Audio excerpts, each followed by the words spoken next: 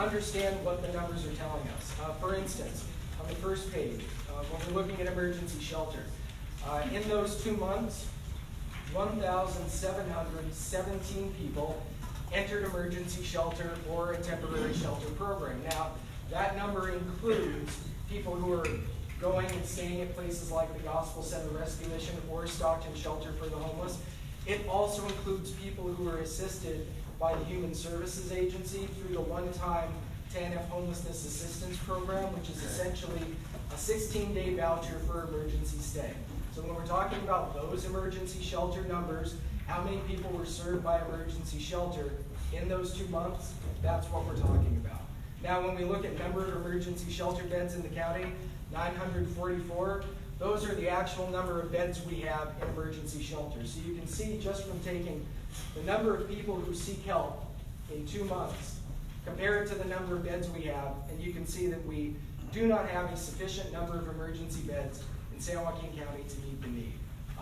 And so I urge you to go through these numbers. If you have any other questions, please raise them up. A couple other just little hiccups, not hiccups, but interesting things with the numbers I wanted to point out is you might look at the permanent supportive housing page and say, well, we had 645 persons in permanent supportive housing programs who maintain, oh, this is not the updated one that got printed out. Oh, I'm sorry. So, I'm sorry there's an error in, and that's the error is my fault on the information that you're getting. Permanent supportive housing, 99.5% of people in those programs either remained in permanent supportive housing or exited those programs to permanent housing. What that tells us is nearly 100% of the people that the continuum of care and its programs are able to help into permanent supportive housing maintain their housing. They don't become homeless again. But that's also why you see that only 4 households were enrolled in permanent supportive housing programs over those 2 months, because those programs are very successful keeping people housed, but openings in those programs do not happen very often. And so what this tells us, what the analysis is that our permanent supportive housing programs that we have are incredibly effective. They just don't have the capacity to meet the current need. And so, again, if you have any questions about any of these numbers, please bring them up. I'd also care to have some feedback right now about this dashboard because the system, the Planning and Evaluation Committee does plan on re-evaluating the dashboard periodically. Tori, I think I saw your hand. Yes, thank you, Jonathan, for the opportunity. As you know, with the HUD homeless priorities, there is to identify, engage, and effectively serve all people experiencing homelessness through continuing care. And they're required that we measure their performance based on local data. So when you look at this local data, and I'll address it to specifically HMIS system dashboards from July for Central Valley Low-Income Housing Community Document. If you see here, column 3, number of people DA Tori Verber Salazar is speaking now. I believe that would be the case. 5.496. But 95.1% of the exits from emergency shelter are unknown destinations where data not collected. Correct. I think it's fair to say a substantial amount of those are exiting and returning to the street. I believe that's fair to say. Yes, we don't have significant data collection on this as to even the demographics of race, gender, economic situations, neighborhoods they previously existed in, and we're not tracking it. So That information actually is more likely to be collected because if it's collected, demographic information, income information, prior location of stay is collected upon entry into programs, but the exit from programs, especially emergency shelters, has always been problematic and a huge hole in our data because a lot of people, there's no capacity to do interviews for 200-something people who are leaving the shelter on a morning-by-morning basis. So we're not tracking any 1.1% of the population. We're not tracking specifically where they exit to. So what that means is when somebody, say, exits a permanent supportive housing program, there's enough capacity to ask that person, well, where are you going? Where are you staying next? Oh, I'm moving into an apartment with a friend. Oh, we know that person was incarcerated.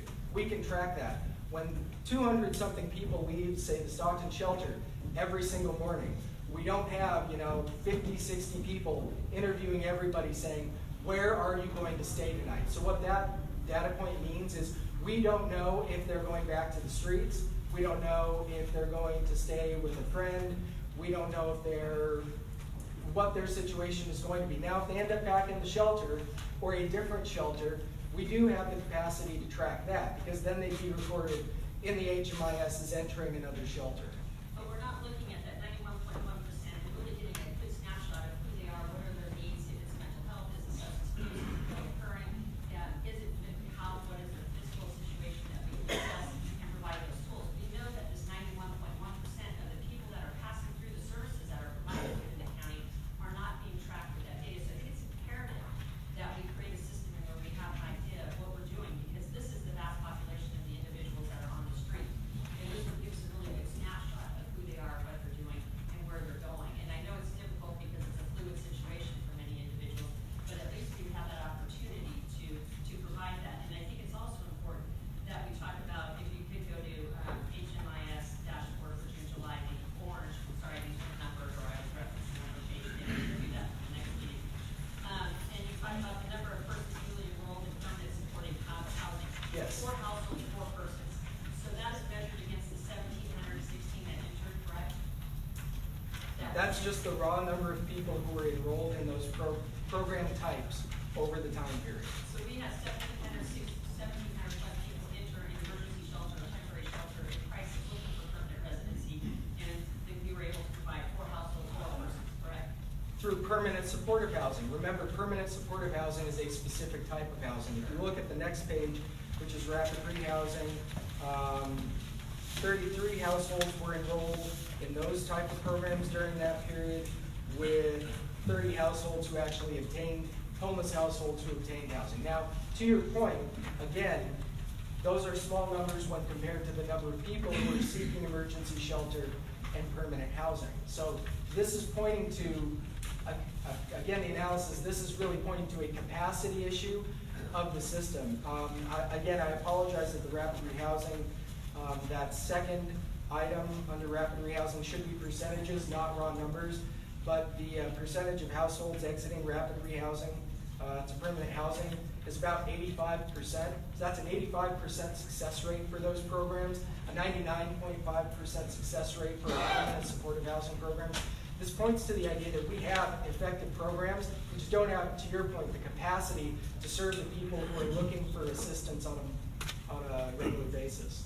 So what you're saying is 99% success for the 4 households and the 4 persons Incorrect. that were enrolled in Out of the 469 households who were in permanent supportive housing, 99.4% of those households were either still enrolled in those programs at the end of that period, or they had moved out to another permanent housing situation. So what that means is that, 648 people were stable over that time. But then is that year to date, or is that reflective of the? That's reflective of those. That's reflective of that 2-month period. Okay, so of the 716 people that came into emergency shelter, temporary shelter for June and July, you're saying 469 households were provided, 648 persons were provided. These are separate populations. That's why when we're looking at emergency, right? When we're looking at emergency shelter, we're talking that page. We're talking about the people seeking emergency shelter and actually going to emergency shelters or getting assistance from emergency shelter programs. When we're looking at permanent supportive housing numbers, those are the people who are receiving support from permanent supportive housing programs. There's not necessarily any relationship between the numbers from one and the numbers on the other. This is a picture of the different types of support that are being offered, the different types of program assistance that are happening throughout the county, and kind of the best we can judge on the success rates of those systems to demonstrate where we need to focus our efforts. And I think the answer is that we need more emergency shelter beds and we need more capacity in our permanent supportive housing and rapid housing programs to handle the level of crisis we're seeing. Because if you look at that, it says number of persons newly obtained housing and permanent supportive housing. We have 2 households, 2 persons that are reflective of the 60-day period, meaning June and July. Correct. So I think when we put this data out, we need to make it more cohesive and able for people to understand, because when you reference the percentage, it sounds like and it is successful, but we're not getting the people into the permanent housing. Once we get them there, whether it's supportive or wraparound or different pathways, we know we can have success because the data shows us that. But what we're not showing clearly, I think, to the public, and I think we need to do this in order for them to understand the magnitude, the sheer number of individuals we're dealing with, is that step of getting them into the permanent, whether it be supportive housing, wraparound housing, or alternative housing opportunities. So I think if we could put that in, that would be a great opportunity to make the flow of information a little bit more cohesive. The last thing is on the green sheet, we're looking at this number of people connected, contacted via street outreach. And you see this consistently, that the numbers are pretty much hovering in this area. So is it because St. Mary's and I'm not picking on them, but Women's Center and Youth and Family Services, because I know both of those facilities, they do a tremendous amount of outreach, each month get 0 credit for it. So is it we're not putting the data in, or are we not engaging? Because both of those are high populated areas. It seems like if there was any place we would be doing outreach, it would be at St. Mary's Dining Hall, because they're literally out the door. So I'm curious why we're keeping data if it's not going to really be reflective of that.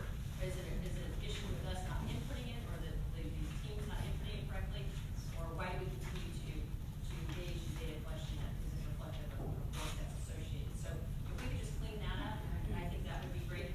And I'd also add law enforcement to this, because they're engaging constantly with the outreach in the homeless community, and they're processing a number of individuals off the street into facilities, and that data should be reflected in there. And lastly, I'll get off this because I think data is so important and it's critical to our success with the funding streams and our grants funding streams. I would recommend that we get a data team, and I would even be willing to nominate a few people that are excellent in this area, because this data tells us who we're dealing with. And we should be doing an assessment on everybody that we have contact with, so we can get a precise and accurate number of who needs what services, whether it be from our government agencies or community-based or faith-based, but also who and what services we can provide with mental health and a substance abuse and adultery disorder. Thank you for that. And to that point, I will add that we can expand this dashboard to be dozens and dozens of pages long and include that type of demographic information. We can have this just be reams and reams of data every month if that's what people want. We do have that capacity. I would, Edward, yes. I just want to respond to Lori's question. St. Mary's did continue to do outreach, however, we have 3 staff, and we were down to 1 staff during that time period. We are now fully staffed, but they are going back and entering the data for the outreach, because outreach did continue, and they're going back and entering that data, so there was outreach being done, but we were down. And I think that just goes to demonstrate some of the point of capacity that we face in providing services and capturing the data. But I do think, Jonathan, to your point, if you're going to provide data, it needs to be accurate and it needs to be telling the story of what is going on and what is occurring. And I don't Agreed. really appreciate, you can say we have reams and reams in an attempt maybe to discourage us from all looking at data, but everything we do is data driven. Every grant we apply for, every HUD funding, the number 1 priority for the HUD funding, for the 81 pages that you sent us to read last night, is all about data collection. So if we're not doing it right, we're going to miss those opportunities for the HUD funding and the grant funding and those programs. So if you want to bring reams and reams, that's no problem, because I think we can break it down if we had a solid data committee. But I don't think we should deter people from having the power of knowledge and truth and understanding the complex issues of this by saying, I'll just dump data and reams and reams on you. What we should be saying is we want to educate and empower everybody in this community as to how complex this is, how financially demanding it is, and what kind of services we can plan. You cannot do that if you don't know what it looks like. And I agree with you 100%, which is the reason why we try to make the dashboard reasonably concise and digestible. So we're definitely going to take those comments and that feedback into consideration when we try to make the dashboard as useful to the continuing care membership as possible, because it is our It is our intent to let people know the extent of the problem we're facing and what we're trying to do in response and where the gaps are in that response. So thank you for that feedback. It is very much appreciated. I guess we'll move on to the second item, which is a report from the Continuum of Care Board of Directors. The report from the June 11th meeting, which I did not attend but have reviewed the minutes. We approved the HMIS data standards policies for the Continuum of Care. That's an effort that had gone on since the beginning of the year. I'm happy to say that all of our data standards are in alignment with housing and urban development policies. We also continued a discussion about comprehensive strategic plan, partnership between the Continuum of Care County and the City of Stockton. And the minutes were provided as Appendix 3. Also want to provide a report from the August 8th Board of Directors meeting. We don't have approved minutes to provide, but do want to share with you all what was discussed at that meeting. And again, the strategic plan discussion took center stage. And I wanted to see if Adam, if you had any updates regarding where we are in that strategic plan process. Yeah, so I know an RFP has been put out. Carrie Wright is here, so I would ask Carrie if you don't mind giving everybody a little bit of an update on where we're at on that process. Sure. So for those of you who don't know or have not yet met, this is the 6 weeks into the job. I'm the Director of Economic Development, which oversees housing and homelessness in the City of Stockton. So pretty amazing to see everyone in the room here working on behalf of the homeless. Stepped into the job and started working with Adam and John and putting together the strategic plan scope of work for an RFP, which is out on the street right now. It will close at the beginning of September. This will be reviewed and we'll get right into the strategic plan. The City of Stockton Council on Tuesday approved $125,000 to be able to pay for that up front and get it rolling. And we're going to continue our collaborative efforts with the COC to make sure that everyone gets what they need in the strategic plan. The overall regional strategic plan will be led, of course, by the COC leadership, and then there's some requirements within AB 101 that require the City of Stockton to have its own plan. Really, it'll be a derivative of what is created here with the COC. So very excited to work on that this fall to make sure we have a really great plan when the funds come in from AB 101, which hopefully builds some capacity to then get those beds that we need in a few other things. Anything else? Sorry, and did you mention a deadline for responses to the RFP? I think we have bid opening on September 5th. Okay. Yeah. And thank you, very appreciate it. And just to let everybody know, the purpose of this strategic plan is not what a lot of strategic plans are. I think we've all agreed that sometimes those can lead to a lot of talking and not a lot of action. I think that we've already done a lot of work here, so we understand generally that really to address homelessness, we need more emergency shelter, we need more permanent housing, and we need more robust prevention services. What we want of this really robust plan are actual action items, goals, guideposts that not only we as a continuum of care can take, but that different players within the county can take, different cities, different entities. What we really want is something that's actionable, because what we hear every single day is you can talk, but there's not enough action.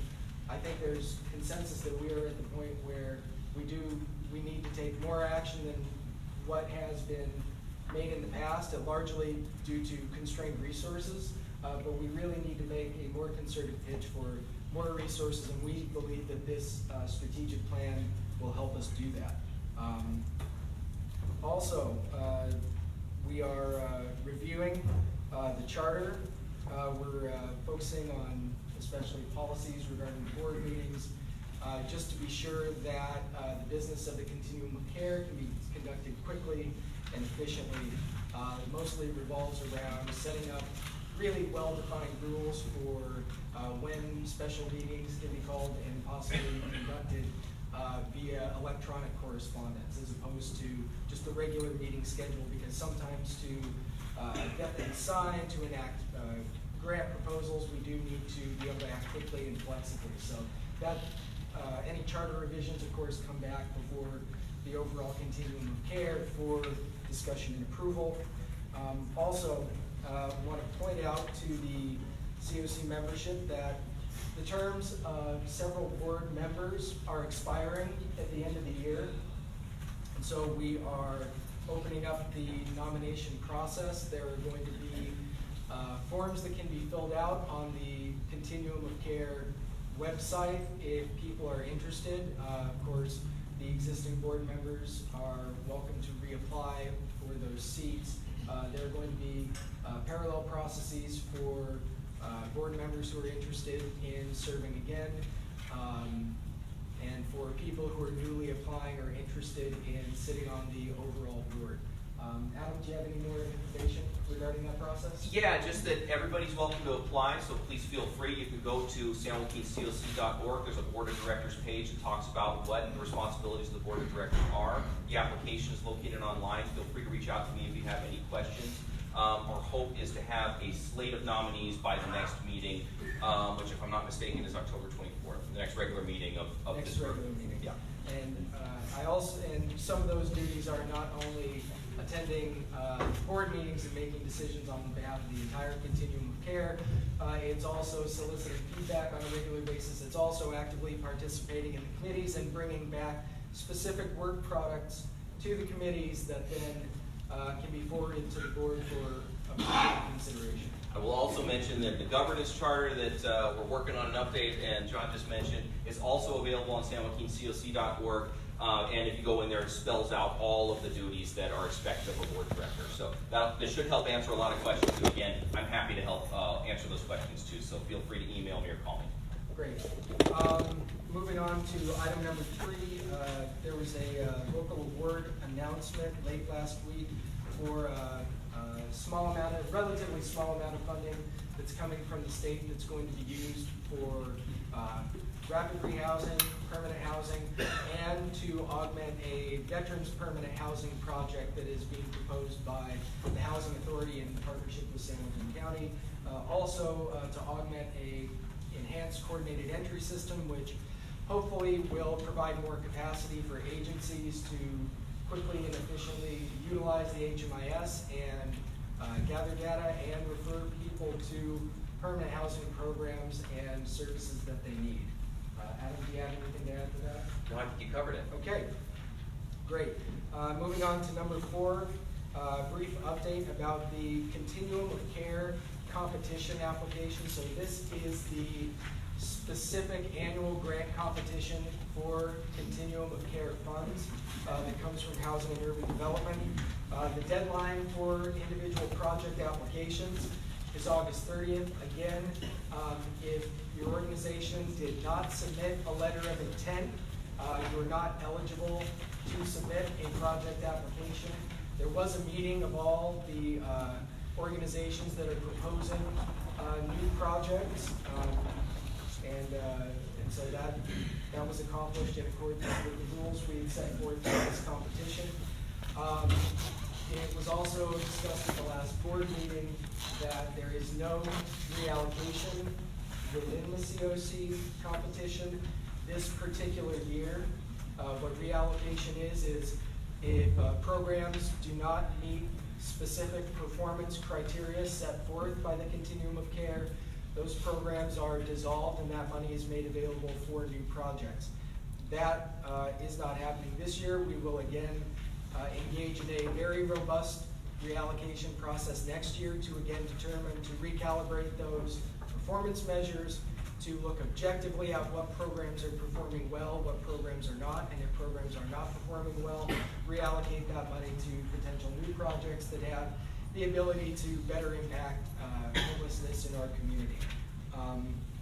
And if anyone's really curious, just to see what that competition NOFA looks like, we provided that as an attachment, and we'll be providing that as an electronic attachment until the process concludes in late September.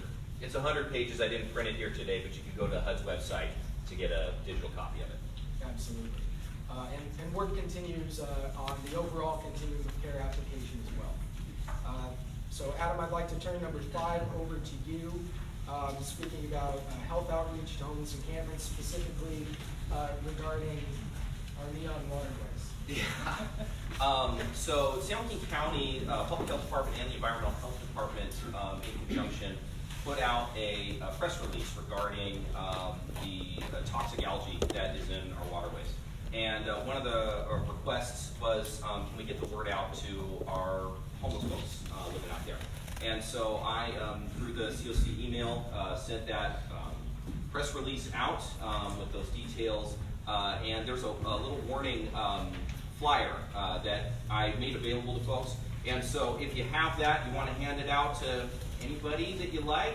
Certainly the homeless is who we're trying to target. Not just the folks that are engaged in street outreach or contacting the unsheltered homeless on a regular basis, but also our shelter providers who are working with sheltered homeless on a regular basis. We know that getting the word out to those folks is going to help get the word out to the folks living along the waterways or just otherwise unsheltered. So if there are any questions about that, I'd be happy to answer those. Yes? The bloom is larger than it's ever been. Usually it would stay downtown and in the turning basin, gone past River Point. I live on the Calaveras, I need water samples. The bloom's gone all the way up to Calaveras. And one of the things that feeds the bloom is the people that gets thrown in the river. So it's a compounding situation where it feeds it. It actually feeds our water test because it affects the pH value, and they're testing for E. coli, which what we get sick from. What we see in the news is in our crops and pollution. But just so you know, it's growing exponentially, and I'm not sure what we can do to help prevent it. But there's a lot of raw sewage gets thrown in the water. Farmers living along the riverways. Well, thank you for the additional info. Yeah, absolutely. It's certainly alarming. Any questions? Okay, thank you. And thank you. And to your point, I think that's one of the reasons that addressing issues around homelessness is a real multidisciplinary effort, because the health impacts of the unauthorized encampments, that's definitely a public health concern, not just for the people who are there, but the community at large. And so I really believe that one of the things that we need to focus on is finding resources, especially within the public health sphere, to try to mitigate some of those issues that we're seeing in the waterways regarding the unsheltered encampments. So I just want to say that absolutely needs to be focused going forward, especially when it comes to seeking that funding. So I'm going to move on to number 6, committee updates. We talked about the waterways some time ago. She's now coming to you.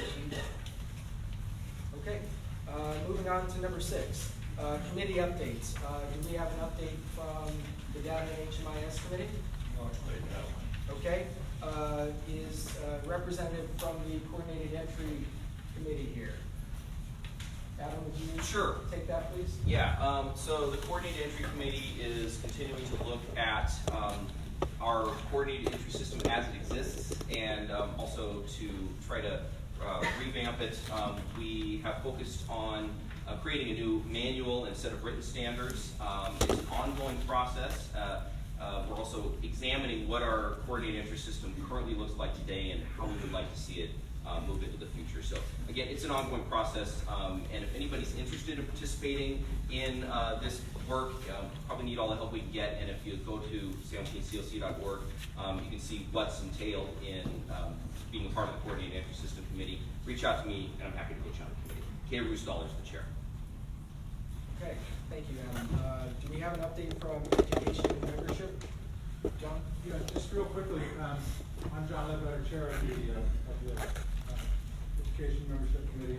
If you have not gone to the website, I think you need to go to the website and take a look, because there's a ton of information on there, and it's our responsibility as a committee to make sure that a lot of things we've discussed today with how data is presented, it's our responsibility to get that done. And I think you ought to take a look if you haven't, because as I said, there's a ton of information on there. We're continuing to look at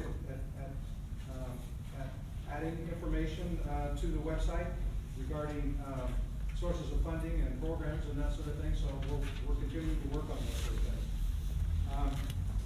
things. it was a board decision, it wasn't our committee, but it was a board decision from the membership standpoint to make sure that we are inclusive, not just Stockton, that we are inclusive to the other communities in the COCs. And that being said, I'm sure John's going to talk about it or mention it, but the next meeting of this group will be in Lodi, Hudson Street Square, on October 24th. Yes, October 24th. Great, thank you, John. Do we have any updates from resource development, Wayne? Yes, when you said we've had some, one of the purposes of this subcommittee is to provide training, free training, fundraising training for this group, so that you can understand, where some of the resources are and how to get it.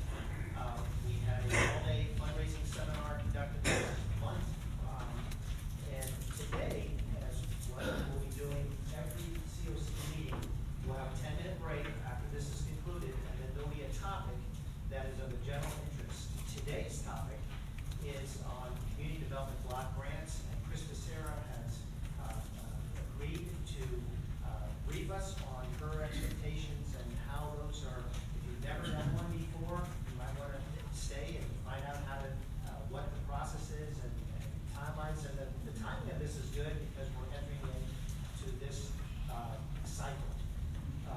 Next, one of the things that's out there is there's some great training going on at UOP Westgate Leadership Center on board training, and that's September 24th and October 1st.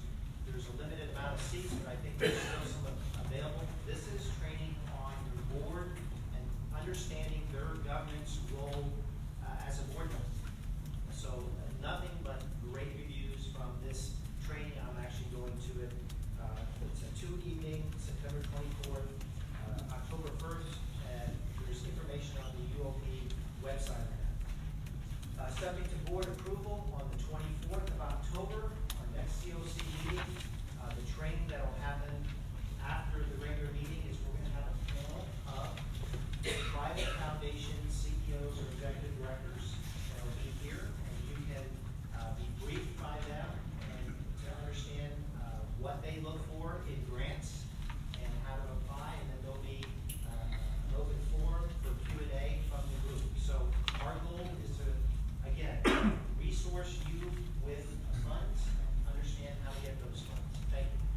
Thank you, Wayne. We really appreciate that. So again, reminder, 10 minutes after we're done here, if you stick around, there will be information regarding CDBG applications from the county perspective. Thank you, Chris, for doing that. I'll provide a brief update on system performance and evaluation.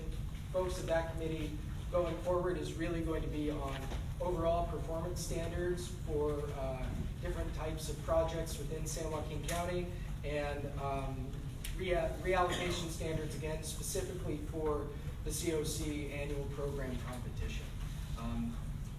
We talked a little bit about strategic planning committee's work when it comes to the strategic plan. Is there any other update you care to provide, Pete?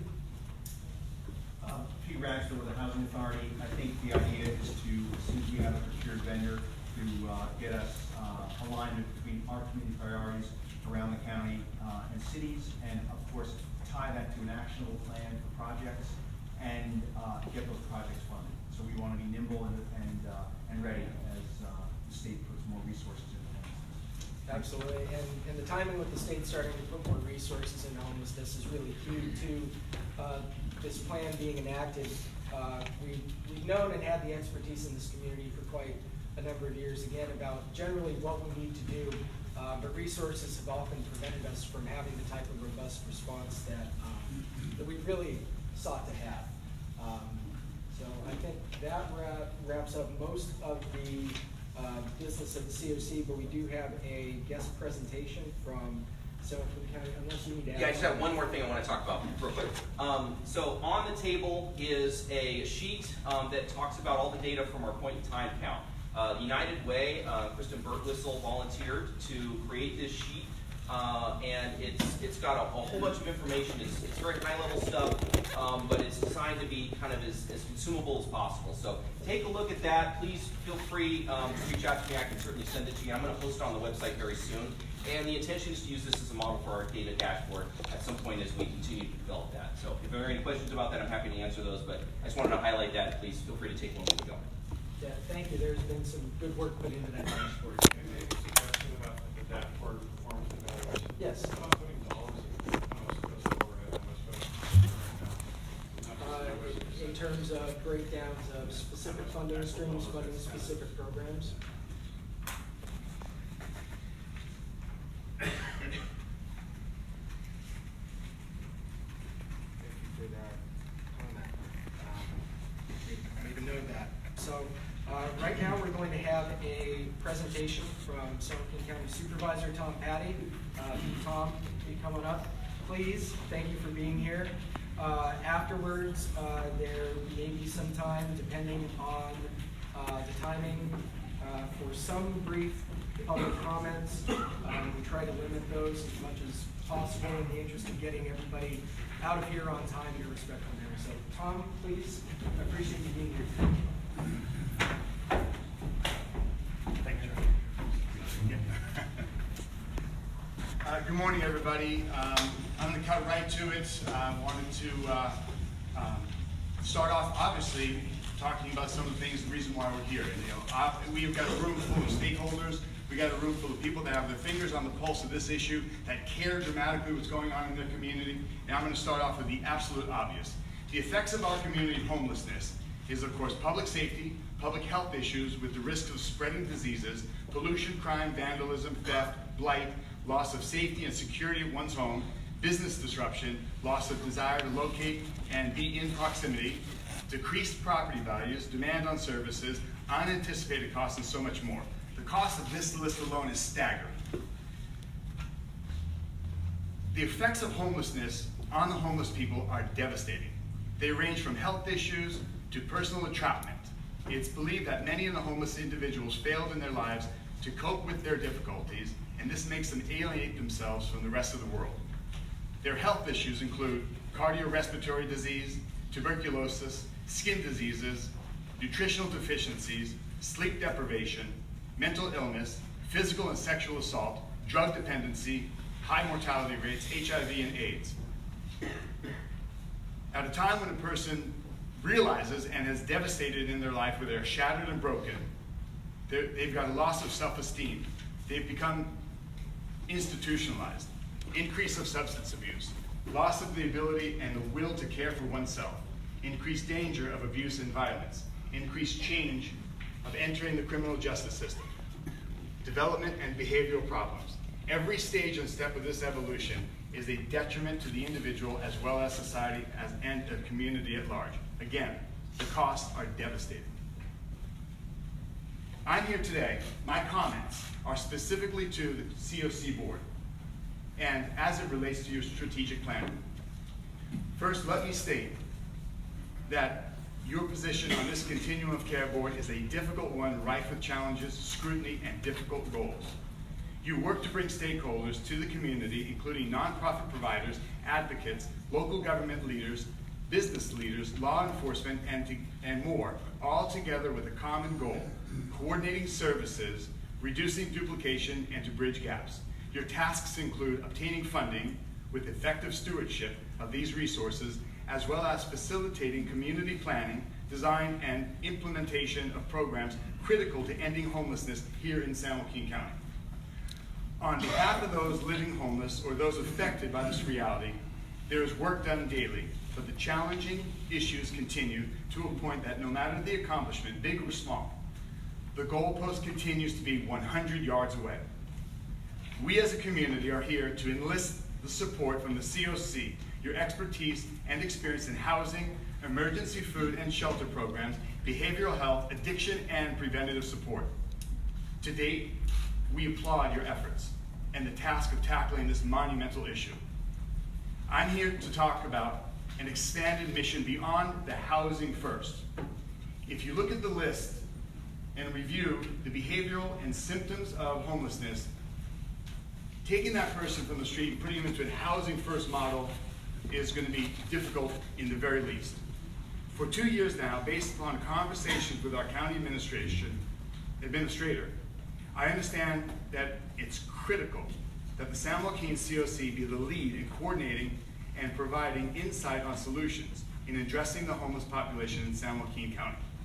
As a supervisor on one of the policy boards that adapted the homeless strategic priorities, it's important we not only look at the housing first model, which we are aware is a critical goal to retaining local, state, and federal resources, but also addressing the immediate need for shelter and transitional housing.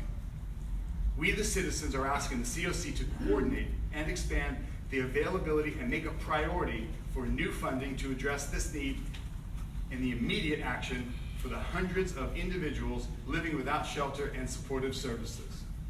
We are looking for a comprehensive and true continuum of care plan. A true care plan. One that expands beyond a one-legged housing first model into a shelter first model, allowing for a multi-pronged approach. We all know there are a multitude of barriers and processes of individual needs before a struggling person is ready for housing. We have men that are broken and women that are truly shattered.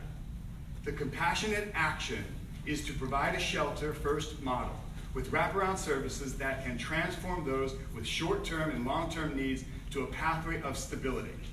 Now, as identified by this board, we have a shortage of low-barrier shelters.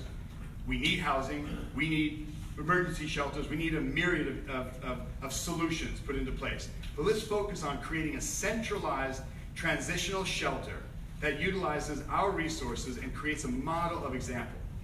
Last week, a contingency of departments and local leaders, Councilwoman Susan Lenz went, myself, many people in this room, different agencies and departments. We went and looked at a centralized transitional shelter that utilizes resources and creates a model of example. Sorry, I lost my place on that. Our tour brought us to a place called Holt Union School, which ultimately does not flush out to be suitable. But it was a vision and a concept that we are in support of and in need of. The possibilities at a location similar to that location is a single site that offers individual assessments and intervention at entry. Large engineered tent structures for housing, bunk beds, clothing, food, and proper hygiene. A dedicated services to help stabilize an individual needs based on and including medical care. Transitional programs to teach personal, developmental, and job readiness. Bridged housing for those that have progressed and are employed. And finally, independent living with support and stability. How do we get there? Partnerships, public and private funding, government agencies working together, service providers, result-proven programs, employers, volunteer organizations, and faith-based engagement. This, of course, just scratches the surface of how to fill the gaps, the needs, and the best practices. Currently, I'm putting myself in the hot seat, and I'll continue to speak up and push for support for meaningful actions that answer the public and humane calls for results. Now, how can you, as a COC board, take actions and truly make a difference? In doing some research, I found there are several, but I've identified a couple of entities that have proven results throughout California. One, Home Base, and another called Community Solutions. Home Base is a California organization with a 30-year history of helping communities tailor and implement programs at the local level to address the many challenges of dealing with the homeless population.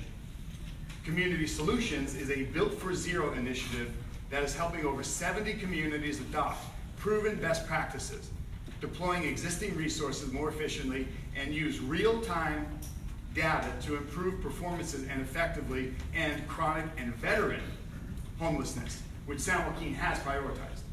Veteran homelessness. Here in California alone, Community Solutions is working with Bakersfield, Kern County, Fresno, Madera, Richmond, Contra Costa County, Riverside City and County, Sacramento City and County, and if they can work there, let's bring them here so we can learn, utilize, adapt, and implement what our community needs. Location, location, location. At a Roberts Island meeting just this last week, some of those that were gathered that were not there to crucify me suggested some of the following possibilities. Don't worry, I came today. And there's decorum. And the big sigh of relief is that whole school is not suitable. We know that.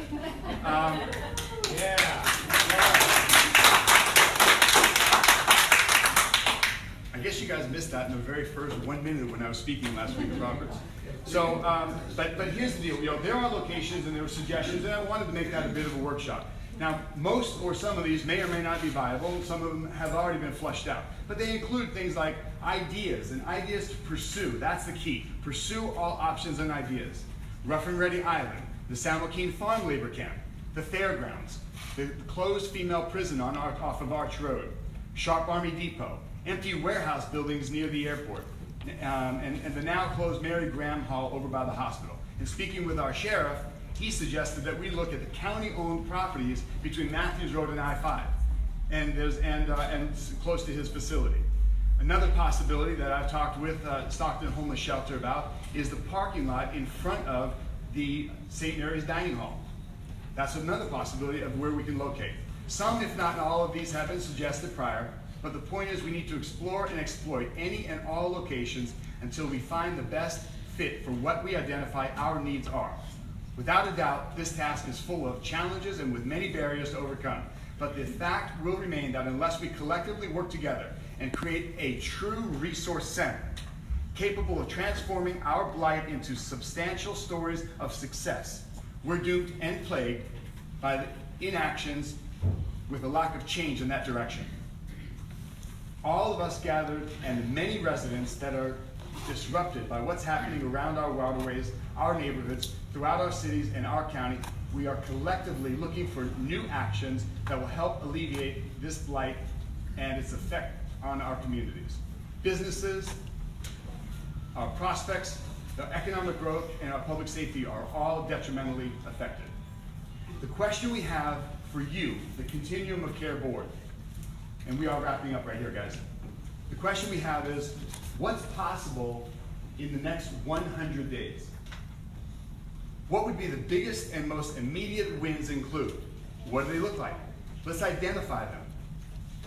Can the COC enroll organizations like Community Solutions and Home Base to help drive capacity building towards a centralized goal, plans, and outcomes?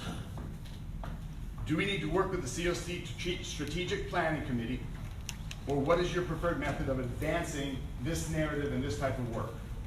Lastly, what can I, as a County Board Supervisor, do to help the COC achieve its mission while seeking resources, funding capital, business planning, action planning, consultancy support to bring the groups together that allow us to build a county-wide strategic plan to effectively solve this local issue on homelessness and the damages it's causing? In conclusion, those are the questions that we have collectively as a community for the COC board. And I'm not really here for anything other than to make this presentation. If anybody would like to ask any questions or flesh out any ideas, the big key is this is not a Tom Petty plan. This is something that's already working. Haven of Hope in San Antonio, Texas is already implementing exactly what we're talking about. It's a robust program. It has a proof of concept. We need to utilize models that are working effectively and alleviate the detrimental damages that are happening, the human travesty that's happening right before our very eyes. So with that, I thank you all for your time. Just one yes question. Mr. Patty, have you notified the owner that came to you with this idea about the whole school that his idea is going to be not suitable for the situation?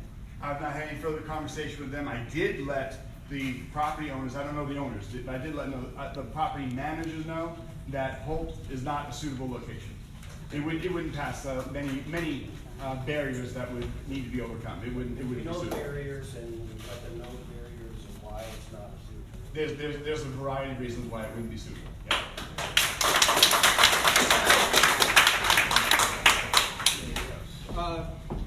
Thanks again to the supervisor for coming. I just want to make a couple quick comments as the the chair, before opening it up, if anyone else has any comments or issues.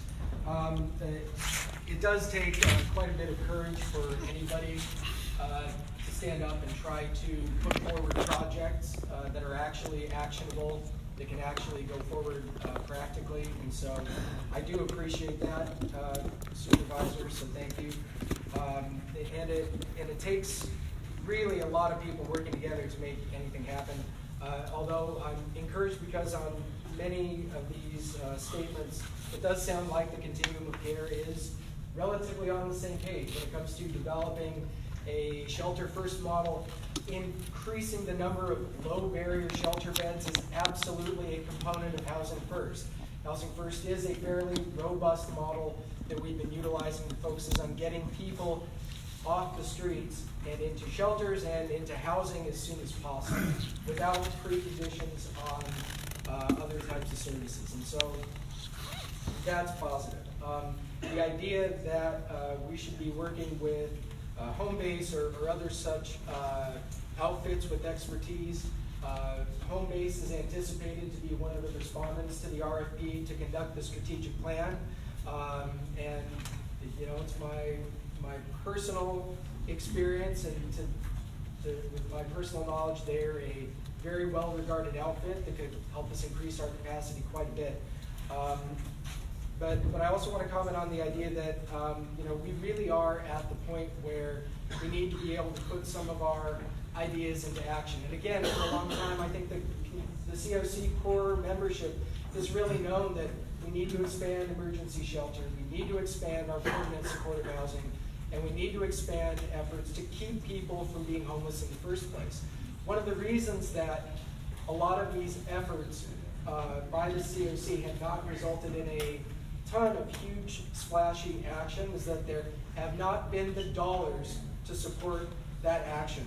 The state is starting to come through with more money to that end, and we're very excited to put that money on the street, whether it's expanding emergency shelter, whether it's constructing permanent supportive housing for veterans. Hopefully Victory Gardens is getting a little closer to the finish line, and we'll do what we can to support that.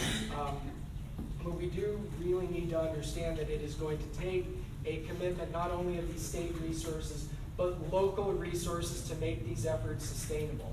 It would be irresponsible to build a new emergency shelter if we don't have any funds to operate it. You can't operate a shelter for free. You can't build it for free. So we're going to need to make a commitment, not just at the state level, but as a community to fund these type of efforts from my perspective as a member of the COC. And so, again, I'm very happy for the leadership that our local officials are showing on the matter. And I do believe that it's safe to say that the continuum of care is going to continue looking at viable shelter alternatives. We've looked at Modesto as an example, and Sacramento as an example, and we've done a survey of local shelters to see what the actual costs would be to expand local shelters significantly here. We haven't published any of those estimates because we want really fully formed, actionable, practical plans rather than just some of the rough draft ideas we have now. But we are working on those. We do have some of those rough numbers. I mean, just to use Sacramento as an example of a resource-rich type of resource center shelter, Sacramento's building a 100-bed shelter, 100 beds. That'll cost about $3.8 million for construction, $6.3 million to run it for the first 2 years. If you want a real full-service shelter that's resource-intensive, links people with permanent housing, gets people off the streets, links them to services such as behavioral health, such as substance abuse treatment, et cetera, those are the type of figures that you're realistically looking at. And so we are working actively to try to find those resources and to try to layer them so that we can expand our capacity to get people off the streets, give them a better quality of life, and also give our community, our neighbors, and our businesses a better quality of life. So that's all I have to add to that. Again, Supervisor, thank you for your time and your comments. I believe that now we're going to open it up to see if anybody else has any comments, anything they'd like to add to the conversation. Again, please keep it brief, keep it civil. We do have time constraints to think about. I'm trying to keep it brief. I just want to know, I read an article about the NPL page, which is no place like home funding, which contributed to the San Joaquin County Board, which they accepted $2.1 million. Is that money non-existent? Did I read it wrong? Or anybody know anything about that? We do have, it's not on the agenda, but Adam, do you have any information new regarding No Place Like Home? Yeah, that was an allocation that came to the county. It was a non-competitive allocation. It can be used very specifically for a certain group of people, what we call SMI, severely mentally ill, called seriously mentally ill. And there are plans to use those funds. I'm not sure we're ready to roll out exactly what those are right now, but there was a competitive process to figure out how those were going to be used. And so there are some plans in the works, and I think they're going to be. Agreed. And I think that is part of the understandable frustration as you hear about an allocation of money, and a lot of times it can take a while for that project to actually get up and running and actually have an impact on what we're seeing on the streets. And so How much money of that $2.1 million do you see actually making it down that line that you're talking about right now to the people in the building and the swinging the hammers and the beating them? 100%. Yeah, the funds must be used for that purpose. They cannot be used for any other purpose. And that's the case with a lot of the money we're talking about through the continuum of care can only be used for very specific purposes for very specific populations. Say, Does that include talking about them and just writing things down and stuff? Does that 2.1 million go to anybody writing more facts? as in like administrative overhead is Yeah, that your yeah, question? yeah, yeah. I don't know the specifics. Yeah, of that sorry, I'm particular not one. clear on those specifics either. Healthcare Services is the lead agency for those funds, and the questions really ought to be directed to them. The COC doesn't really have a role in deciding how those funds are going to be used, what types of projects they're going to be used. You would certainly be interested. You'd certainly be interested. Absolutely, but And when there's we the don't chance to have provide the input. ability to determine. John? Matt Carver, I can respond for Healthcare Services. Yeah, just basically just reiterating what Adam said. We're working on a plan. It should be coming out pretty shortly, but the intent is to use all that $2.1 million for actual housing dollars as it's required by the state. Well, congratulations. I thought I had seen Supervisor, did you have a quick comment? I saw your hand up. I just very briefly, I want to say, I see a lot of Supervisor Kathy Miller. understandably really upset about what's going on, and I want to just reassure everyone. In May, the City of Stockton and Board of Supervisors voted unanimously to utilize the continuum of care, which is not a county operation. It is mandated by Housing and Urban Development as a vehicle to coordinate addressing homelessness. And both the city and the county voted to utilize the COC as our primary planning agency to plan for how we would address homelessness, both separately and jointly. So the COC was not aware of any of the discussions regarding the Holt facility. The board was not authorizing that. That was an idea, as Supervisor Patty said, that was an idea that he had, and he led that tour.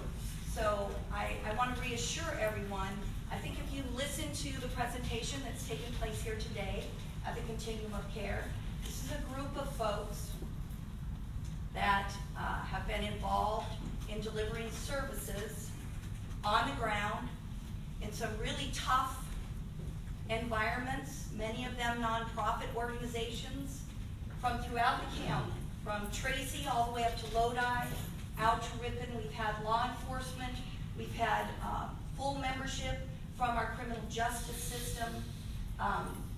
all the county departments that have been involved in delivering these services.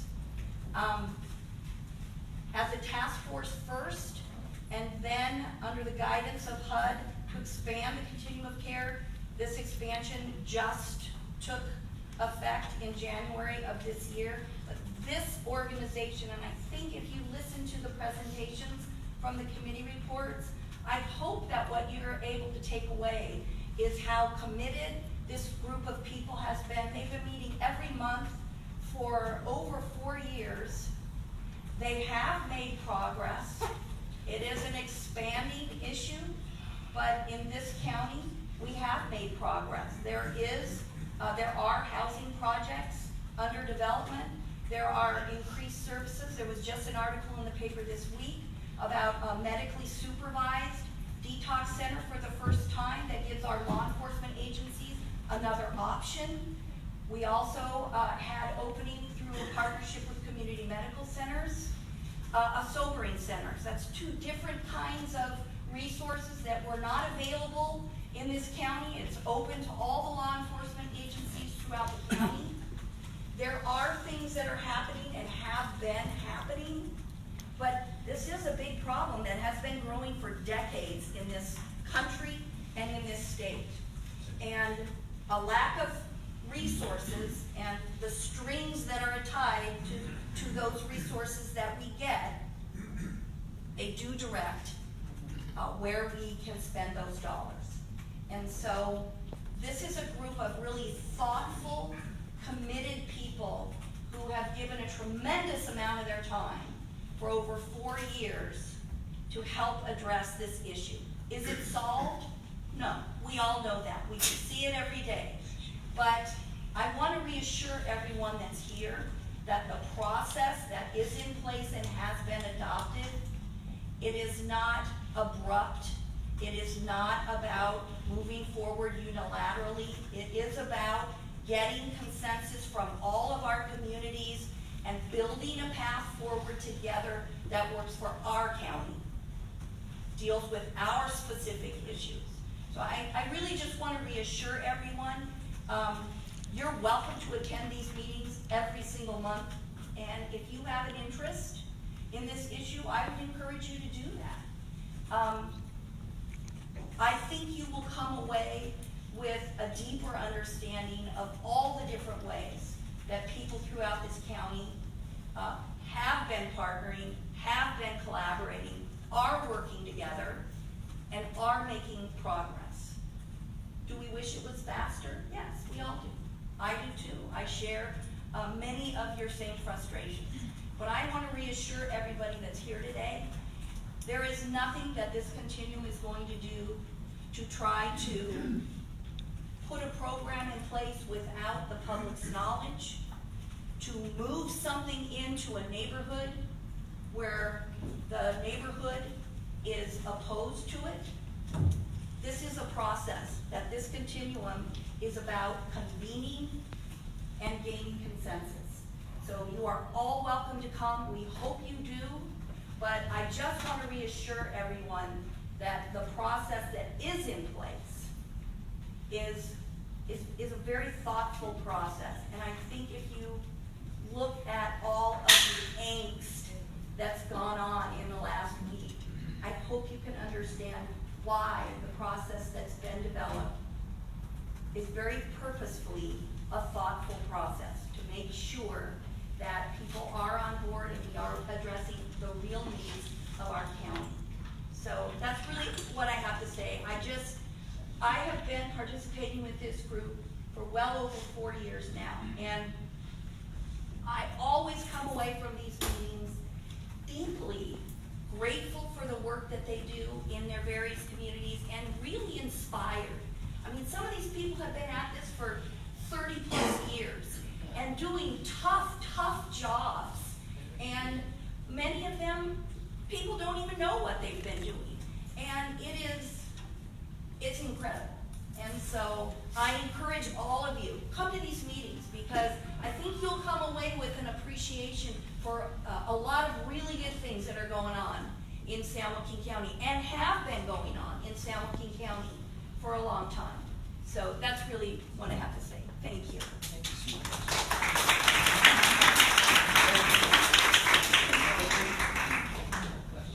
Yes. Supervisor Miller? The people over in Warren Slough didn't ask for these people to be put there, but yet they are there. Okay? Who authorized that? And what are we gonna do about it? I mean, this is residential. At least Hope or Delta got a choice.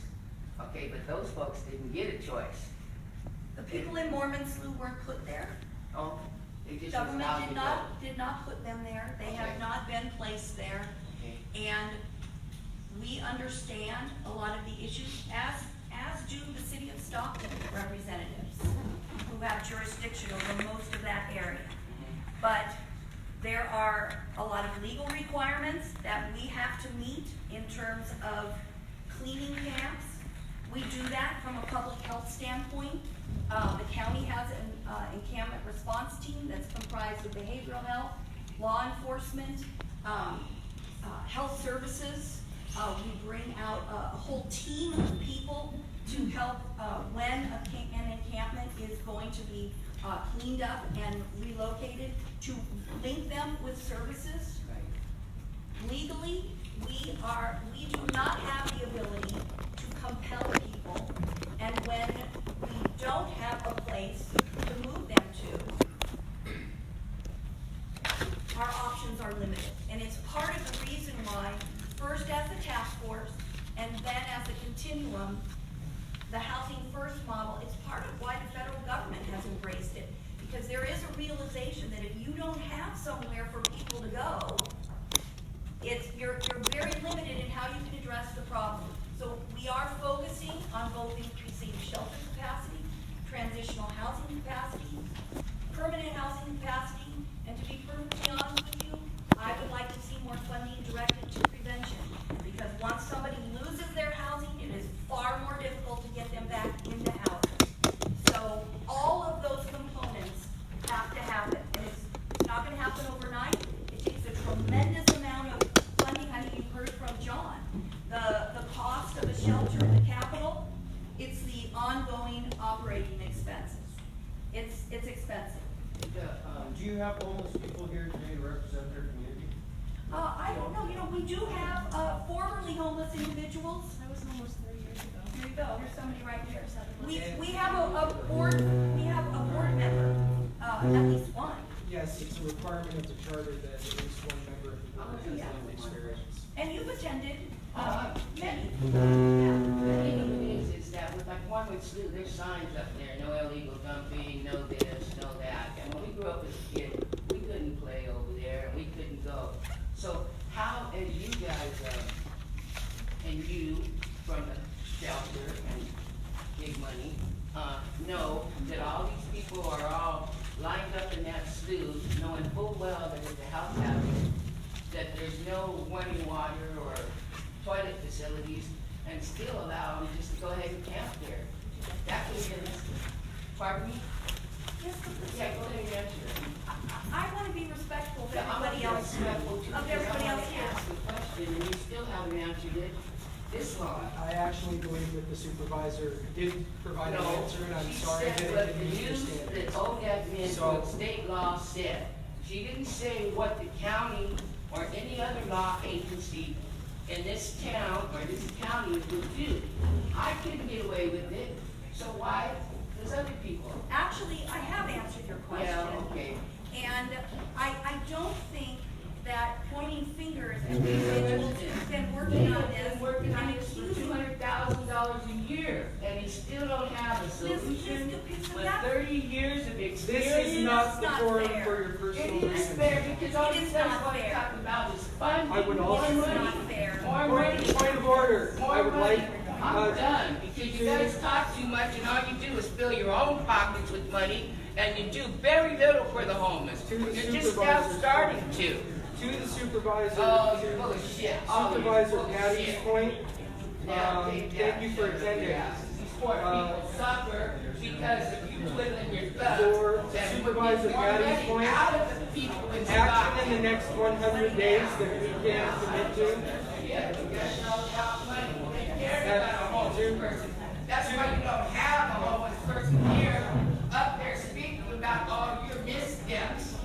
All Thank your you. missteps. Thank you. Yeah, you're To Supervisor Patty's point, taking action in the next 100 days, I can tell the group a couple things that will happen in the next 100 days.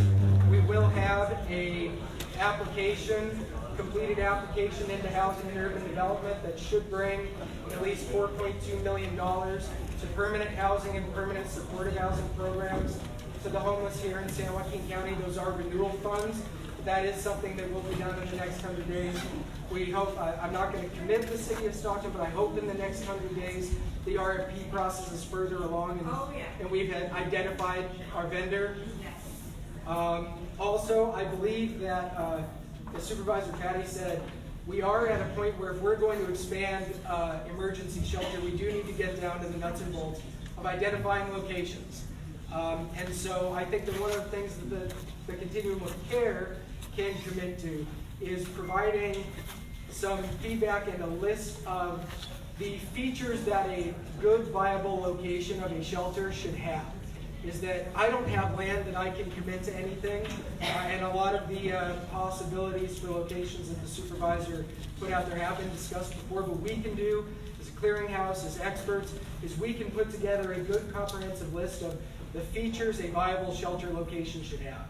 That can help us identify, narrow our search, can really help us identify what potential plots of land and partnerships are out there. So, Supervisor, that's something that we can do in the next 100 days. If I have to do that on my own, I will, but because we've got good active committees, it's not just going to be me, it's going to be the entire membership and the board. John, you'll have my help. Thank you, Adam. And I know that there are many people here who are participating on a frequent basis, who give a lot of their time, and I'm always very thankful for the committee chairs and the other members for all of the time and actual work that they put into this. And we will take a couple more comments before we wrap up. Just a question, do you have a plan to help separate the mentally ill from the drug addicted and those who are just down on their luck and need some help to get back into housing? Well, Mr. Patty seems to just kind of lump them together, and I don't think that those three different groups of individuals, which are very different groups of individuals, would really get along very well if you shoved them all into one. Well, it's kind of a tough question to answer because each of those groups of individuals and every actual individual has their own individual needs, and most of the service providers do try to identify that and work with it to the best of their abilities. Regarding, sheltering them together, usually the most cost-effective way to get the most people off the street and at least in touch with services possible is more of that congregate type of setting. Now, ideally, we could build something that's got a little more privacy, that's a little more ideal for people with different needs. I just think that people that have one need to be around people that have the similar need. Okay. Not try to lump those together, it would cause friction more than help.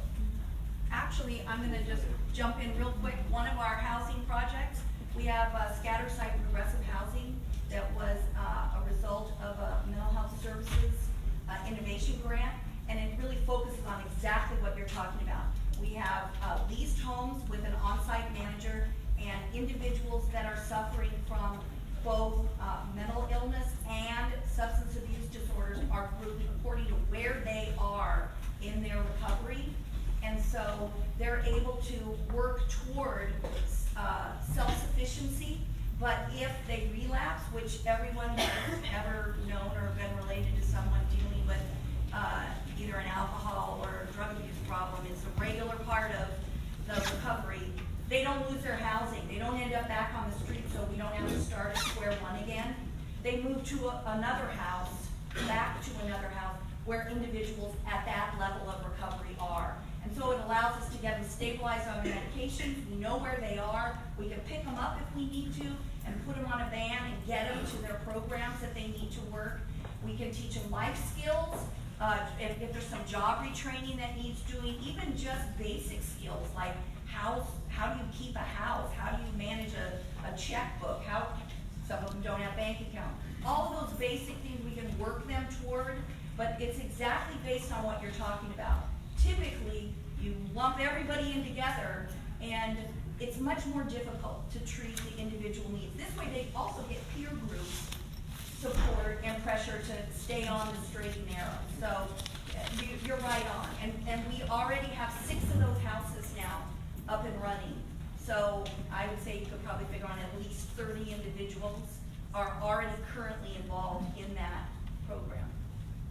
John, I'll be brief. Okay, because we've got about 5 minutes left, so. I just wanted to ask her really quick, where do we find the resources for those houses? How do we find out where to find out if there's beds available and things like that? Let me give you my card and I can point you to the right. Where it was going. I can point you to the right county staff. Perfect. Call my Yeah, office. I will. And I know we've got a couple other comments lined up, so Just a quick, real quick. you know, I didn't intend to say that you came to listen, but in listening though, I was part of the formation of the continuum of care back when I was on the Stockton City Council. We were very, very excited about the possibilities and the direction that this entity could take towards the successful mitigation of our homeless situation here in Stockton. Supervisor Miller and myself have been back to Washington DC, speaking to HUD in reference to funding and things like that. When she explained the continuum of care and the direction of continuum, they were very excited about the things that they heard. And so it put us on the map in terms of funding that might come our way. So I'm really encouraged to see all the participation from the various entities that are here today. I think that we cannot solve this problem by ourselves. We have to all work together. Everybody has to bring something to the table. But the main thing is that we can't say it's not in my backyard, it's not in my budget. Everybody has to put in a little bit, and sometimes it's actually going to hurt. And so I just think that moving forward in the direction that the continuum of care, it's important that we don't act outside of that forum, that we don't take on things that we feel like should be done, that it's vetted through the one agency where everybody has input before we move forward. And so I'm glad to see this, and I'm really encouraged about what's going to happen moving forward. Thank you. Did you still have comments? Does the COC have any pilot programs in place right now for future housing? So That there, you're aware of? Is there a pilot program going on in the school as we speak?